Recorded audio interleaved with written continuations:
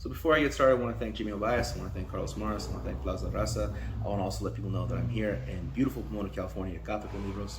I encourage everyone to come check it out. This is my new book, City on the Second Floor, where you can find the poem Hammurabi. Here's the poem Hammurabi. I grew up on television, so did my parents. I love Lucy, lied to them sweetly. America's favorite redhead, desire suppressed in separate beds. Censors rest assured, everything in good taste, everything in its proper place. Every traumatic episode ends with the threat of Ricky's hand, never far from Lucy's face, beaming in glorious black and white, wrong and right plot lines shade out the gray in John Wayne's shining silver city on a hill of guns and butter, where a schoolchild's desk doubles as bomb shelter, praying to the altar of the in question. So pledge your allegiance. Seal your documents and lock and load your freedom, because it is not free. Now fall to your knees and praise be to the only God in which we trust. The atom, the Manhattan, Hiroshima, Nagasaki, the nuclear family, nuclear testing, nuclear age gave way to nuclear waste. That's me. See, I grew up in the 80s. Morning in America. Ronald Reagan and Mr. Belvedere fresh at my door, telling me life was more than mere survival. That I lived a good life, yet when my time came, Homer Simpson, Peter Griffin, Al Bundy were all lying in wait to convince me that I could raise a family in a two-story on the single income of a shoe salesman. They lied. And I cry.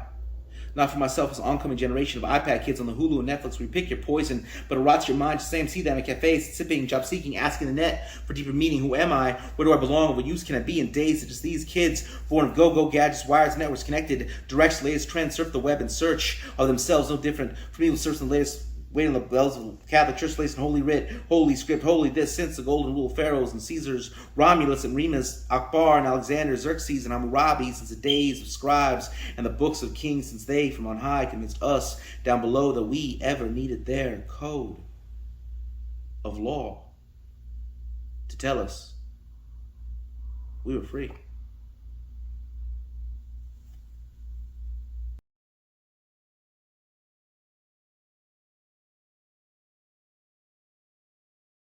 So for those who don't know, Hammurabi was a Babylonian king who was often credited as having put down the first known code of law.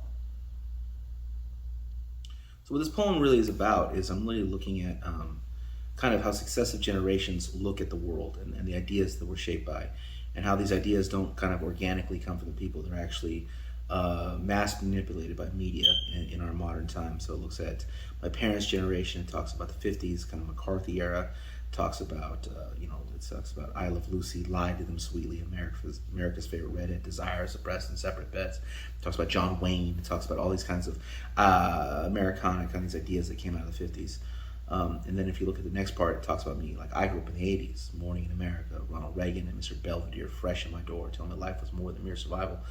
And then starts talking about like how Al Bundy was able to raise his family with a single job of a shoe salesman. How that's not really very realistic. So my story is more the story of deindustrialization, whereas my parents are looking at a post-World War II world where the economy is expanding. I'm looking at one where the world is shrinking, and yet we have the same very similar ideas about he who shall not work shall not eat type stuff.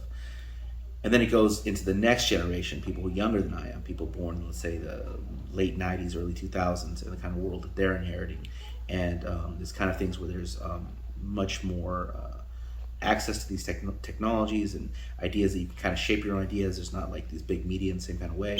And yet still these ideas are prevalent, and they're looking for ways in which they can connect to a world that even more than my generation are finding themselves in more precarious situations. So that's kind of what Hammurabi is back. Then it flashes back all the way back to the era of Hammurabi, and how people then were getting ideas that really were not beneficial to them. So it's really basically about a poem about ruling class ideology.